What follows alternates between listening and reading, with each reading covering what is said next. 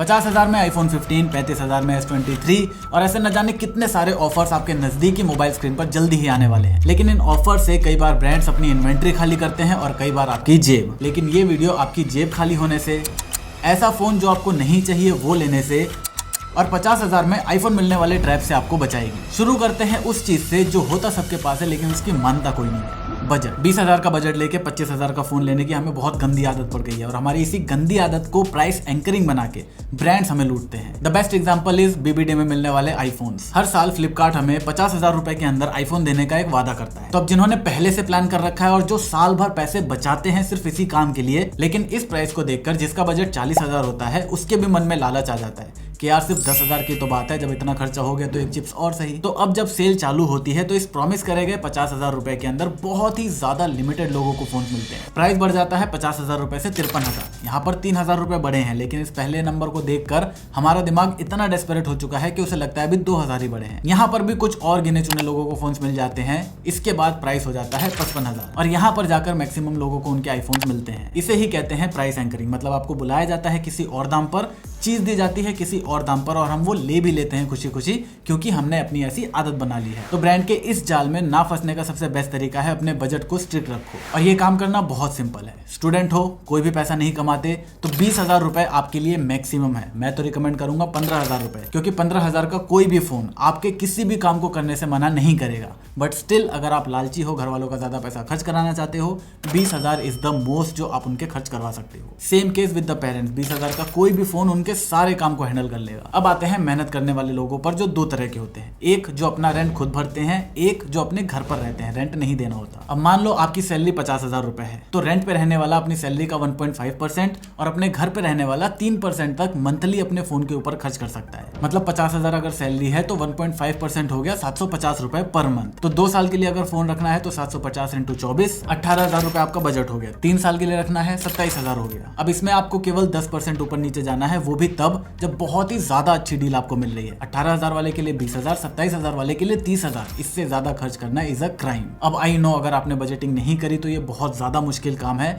लेकिन believe me अगर आपने एक बार इसको करने की आदत डाल ली तो सिर्फ 50,000 रुपए के अंदर आप वो सारी चीजें कर पाओगे जो लोग 1 लाख की सैलरी में भी नहीं कर पाते। खैर, इसी तरह घर पे रहने वालों के लिए 3% मंथली हो गया, मतलब 1,500 रुपए पर मंथ। अब 2 साल के लिए फोन रखना है तो 36,000, 3 साल के लिए रखना है तो 54,000, और वो भी तब जब उसकी जरूरत हो। अब ये जरूरत का पता कैसे चलेगा, उस पर फोकस करते हैं। एक नॉर्मल इंसान जब फोन खरीदने जाता है तो वो सबसे पहले फोन की परफॉर्मेंस को देखता है, तो उसी से आपकी जरूरत समझने की शुरुआत करते हैं। परफॉर्मेंस के लिए फोन में 3 चीजों की जरूरत होती है, प्रोसेसर, रैम और स्टोरेज। सबसे पहला प्रोसेसर, जिसके मेजरली 2 ही कंपनीज हैं, मीडियाटेक और स्नैपड्रैगन। सिंपल है, 15,000 से नीचे रहते हो तो मीडियाटेक चूज करो, 25,000 से ऊपर जाते हो तो स्नैपड्रैगन। अब ये 15 से 25,000 के बीच में जहां सबसे ज्यादा फोन्स हैं, वहां पर चूज करना थोड़ा सा मुश्किल है, क्योंकि नाम के हिसाब से तो आप इनकी परफॉर्मेंस को जज नहीं कर सकते। जैसे इन प्रोसेसर को देखो, यहाँ पर आपको फास्ट कौन सा लग रहा है? ऑब्वियसली Gen 3 ज्यादा फास्ट होगा, लेकिन नहीं, ये वाला फास्ट है। ऐसे ही Dimensity 7200 इन दोनों फोन्स के अंदर है, लेकिन iQOO Z9 में ये बहुत ज्यादा अच्छा परफॉर्म करता है कंपेयर टू फोन 1। तो मेरे हिसाब से इसको चूज करने का बेस्ट तरीका है कि आप फोन की रॉ परफॉर्मेंस देखो। चाहे दुकान पर हो या ऑनलाइन ऑर्डर करने जा रहे हो, आपको बस सिंपल अपने फोन का नाम डालना है और आगे डाल देना है AnTuTu स्कोर्स। आपको उस फोन की रॉ परफॉर्मेंस दिख जाएगी। अब उसके प्राइस और स्कोर को इस लिस्ट में डालकर देखो। अगर वो बैठ रहा है तो ठीक, नहीं बैठ रहा तो वो फोन आपके लिए नहीं है। और हाँ, डिस्क्लेमर, ये लिस्ट केवल 6-7 महीने तक के लिए वैलिड है, तो अगर आप उसके बाद ये वीडियो देख रहे हो तो ये रिलेवेंट नहीं है। अब परफॉर्मेंस के लिए प्रोसेसर 70% जिम्मेदार है, 20% है रैम और 10% है स्टोरेज। कैसे, उसके लिए मेरे पास बहुत अच्छा एग्जांपल। मान लो एक बस है जिसे लोगों को इस जगह से इस जगह लेके जाना है। अब ये काम जल्दी से जल्दी करने के 2 तरीके हैं। पहला, बस में लोगों को जल्दी से जल्दी बिठाओ, जितने जल्दी लोग बैठेंगे उतनी जल्दी बस चलेगी और वहां पहुंच जाएगी। दूसरा, अगर बस की स्पीड को बहुत ज्यादा कर दो, और अगर ये दोनों प्रोसेस को एक साथ मिला दिया फिर तो मजे ही मजे। तो बस का इंजन है हमारा रैम, जितना फास्ट इंजन होगा उतनी फास्ट बस चलेगी। स्टोरेज है बस के दरवाजे, जितना फास्ट स्टोरेज होगा उतने ज्यादा दरवाजे होंगे, जितने ज्यादा दरवाजे होंगे उतनी जल्दी लोग बस के अंदर चढ़ पाएंगे। और ये लोग हैं डेटा, जो स्टोरेज से प्रोसेसर तक जाना चाहते हैं। तो जितनी जल्दी डेटा प्रोसेसर तक पहुंचेगा उतनी जल्दी वो उसे प्रोसेस कर पाएगा और उतना फास्ट हमारा फोन फील होगा। तो आई होप ये सिंपल सी एनोलॉजी आपको प्रोसेसर, रैम और स्टोरेज के बीच के कनेक्शन को बता पाई होगी। अब रैम का हमारे पास एक ही टाइप है, LPDDR। इसके आगे जितना बड़ा नंबर होगा उतना फास्ट हमारी रैम होगी। आज बेसिक से बेसिक फोन के अंदर LPDDR4X रैम मिलती है, इससे कम स्पीड की रैम मिले मत लेना। 25,000 से ऊपर के किसी भी फोन में LPDDR5 आपको देखनी है। 4GB रैम वाले फोन नहीं लेने आपको, और 15,000 से ऊपर जाते ही 8GB रैम से नीचे वाले फोन नहीं लेने। और ये मैं फिजिकल रैम की बात कर रहा हूँ, कोई आपको 500GB वर्चुअल रैम भी देता रहे ना, उसको सीधा कहना कि सुबह शाम 4-4 GB गर्म दूध के साथ लेता रहे। Virtual RAM is a biggest gimmick, और हमारे वीडियो देखने वाला इस गिमिक के अंदर बिल्कुल भी नहीं फंसेगा। तो वीडियो देखते रहना है तो सब्सक्राइब कर लो। अब जब सब्सक्राइब कर लिया तो एक और खुशी की बात सुनो। जैसे 15,000 से नीचे आप 8GB या 25,000 के आसपास आप 12GB रैम वाला वेरिएंट लेते हो तो वो आपके ज्यादा काम नहीं आएगा, क्योंकि ज्यादा रैम आपके प्रोसेसर तक ज्यादा डेटा तो लेके चला जाएगा, लेकिन वो प्रोसेसर उन सारे डेटा को प्रोसेस ही नहीं कर पाएगा। तो बाकी की बची हुई रैम जिसके लिए आप 2-2.5 हज़ार रुपए एक्स्ट्रा दे रहे हो वो वेस्ट हो जाएगी। सिमिलरली स्टोरेज दो तरह की है, eMMC और UFS। eMMC हमें लेनी नहीं तो उसके बारे में बात भी नहीं करेंगे।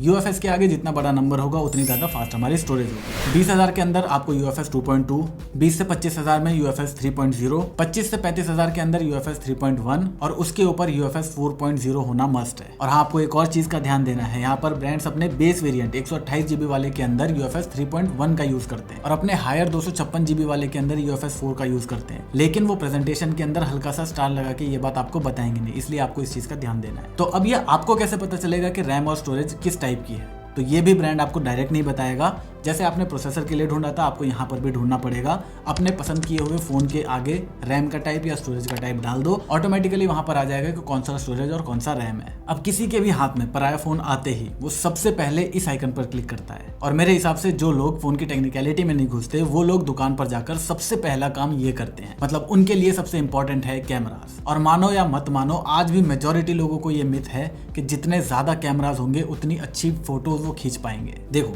इस F के आगे जितना छोटा नंबर होगा कैमरा उतना अच्छा होगा। सोनी का सेंसर हमेशा बढ़िया फोटोज लेता है, जितने ज्यादा मेगापिक्सल उतनी शार्प फोटो। ये सारी बातें सिर्फ काल्पनिक है, इसका स्मार्टफोन के कैमरा से दूर दूर तक कोई लेना देना नहीं है। ये बात इन कैमरास पर लागू होती है जिनके इतने बड़े बड़े कैमरा सेंसर्स होते हैं। फोन के कैमरा के लिए सबसे इंपॉर्टेंट चीज होती है पोस्ट प्रोसेसिंग। जब ये फोटो खींचता है तो वो सिर्फ फोटो नहीं खींचता, वो इतने सारे प्रोसेस को करता है। इसीलिए स्मार्टफोन का कैमरा हम उसके स्पेसिफिकेशन से जज नहीं कर सकते। तो अब हमें करना क्या है वो सिंपल और साफ शब्दों में सुन लो। फोन अगर ऑफलाइन खरीद रहे हो तो अपने स्वाद अनुसार कैमरा की टेस्टिंग कर लो। बस याद रखो, 20,000 से नीचे अगर आपको 15 कैमरा भी मिल जाते हैं, काम आपका सिर्फ एक मेन कैमरा ही आए। 20 से 30,000 के अंदर जो अल्ट्रा वाइड कैमरा होता है वो थोड़ी अच्छी फोटोज लेना शुरू कर देता है, और 50,000 से ऊपर जाने के बाद कैमरा का सॉफ्टवेयर इंपॉर्टेंट रोल प्ले करना शुरू कर देता है। इसीलिए अगर आप उस प्राइस पॉइंट पर टेक्निकली जज करोगे तो iQOO, OnePlus और Xiaomi जैसे फोन्स के अंदर आपको ज्यादा अच्छी स्पेसिफिकेशन मिलेगी, लेकिन पोस्ट प्रोसेसिंग की वजह से पिक्सल, एप्पल, सैमसंग और वीवो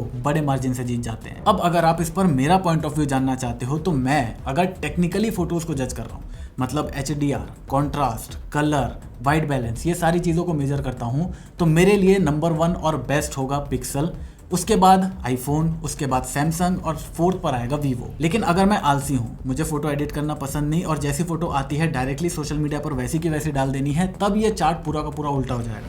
तब सबसे बेस्ट और नंबर 1 पे आएगा Vivo, then Samsung, then iPhone और लास्ट में आएगा हमारा पिक्सल। और ये सारी बातें 50,000 से ऊपर वाले फोन के लिए हैं। 50,000 से नीचे जाते ही फोन के कैमरास कैसे होंगे ये वो खुद फोन बनाने वाली कंपनी को भी नहीं पता। तो अब आपने करना क्या है, YouTube पर कोई भी कैमरा सैंपल्स नहीं देखने, क्योंकि पहला YouTube पर लोग बायस्ड होते हैं। इवन मैंने जो ये लिस्ट बनाई है ये भी मैंने अपने प्रेफरेंस के हिसाब से बनाई है। सेकंड, YouTube वीडियोस को कंप्रेस कर देता है, तो जो फोटोज आपको दिखाई जाती हैं वो एक्चुअली वैसी होती नहीं है, वहाँ पर काफ़ी सारा कंप्रेशन अप्लाइड हो चुका होता है।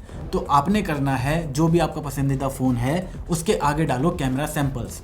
बहुत सारे भले लोग हैं जिन्होंने बिना एक शब्द बोले बहुत सारी फोटोज़ डाल रखी हैं, रॉ फोटोज़। अब अपने हिसाब से डिटेल, कलर्स, जो भी आपको चेक करना है वो अपने प्रेफरेंस के हिसाब से वहाँ पर देख लो। चलो, फोटो आपने खींच ली, अब आपको ये फोटो अलग अलग फ़ोन में देखनी है, लेकिन एक फ़ोन में आपको ये ऐसी दिखेगी, दूसरे में ऐसी और तीसरे में ऐसी, क्योंकि यहाँ पर डिस्प्लेस भी फोन की अलग अलग होती हैं। बस शुक्र की बात यह है कि यहाँ पर आपको कुछ सरदर्दी नहीं करनी। आपको सिर्फ 2 चीजें देखनी है। पहला, डिस्प्ले बनाने में कौन सी टेक्नोलॉजी यूज हुई है, मतलब वो LCD है या OLED is way better than LCD।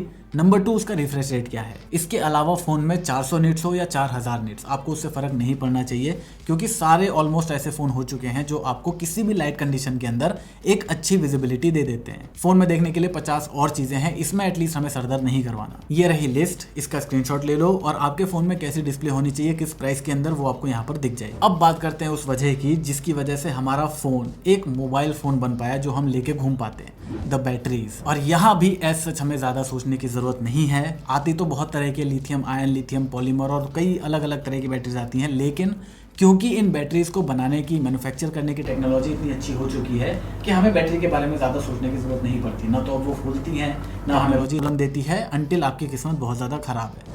आपको सिर्फ mAh देखना है कितनी है। जितने ज़्यादा mAh होंगे, चांसेस है कि उतना अच्छा आपका फ़ोन चलेगा। आजकल ऑलमोस्ट सारे फ़ोन मिनिमम 5000 mAh के आते हैं। इससे कम बैटरी वाले एंड्रॉइड फ़ोन अगर आपको मिलते हैं तो उसको अवॉइड करना। अब बात करते हैं फ़ोन के उस हिस्से की जो 50,000 से ऊपर का प्राइस सेगमेंट क्रॉस करते ही सबसे इंपॉर्टेंट पार्ट बन जाता है, द सॉफ्टवेयर एक्सपीरियंस। देखो, फीचर्स में आपको बहुत ज़्यादा अंतर नहीं मिलेगा। आजकल सारे के सारे शक्तिमान ही गंगाधर बने हुए हैं। आपको देखना है कि किसका एक्सपीरियंस कैसा है। मेरे पॉइंट ऑफ व्यू के हिसाब से ये रही मेरी लिस्ट। मैंने इसे इन 3 कैटेगरी में डिवाइड किया है। यहाँ पर हम एप्पल, गूगल और सैमसंग एस सीरीज और फोल्ड सीरीज के बारे में बात नहीं करेंगे क्योंकि वो गोट है, वो बेंचमार्क्स हैं, वो सबसे बेस्ट है। ये ग्राफ 50,000 से नीचे वाले फोन्स के लिए है। येलो मतलब ब्लोटवेयर ठीक है, एक्सेप्टेबल है। जैसे One UI, इसमें ब्लोटवेयर येलो है, मतलब ठीक है, एक्सेप्टेबल है। फीचर्स ग्रीन है, मतलब ऑलमोस्ट सारे फोन्स के अंदर वो सारे फीचर मिल जाते हैं जो आजकल एग्जिस्ट कर रहे हैं। अपडेट भी ग्रीन है, मतलब ऑलमोस्ट आपको टाइम पे मिलता है और सारे फोन्स अपडेटेड है। FunTouchOS की बात करूं तो उसका ब्लोटवेयर सेगमेंट रेड में है, मतलब वहां पर अभी काफी ज्यादा काम करने की जरूरत है वीवो। चलो, अब आपने अपने लिए ऑलमोस्ट एक फोन खरीद लिया है,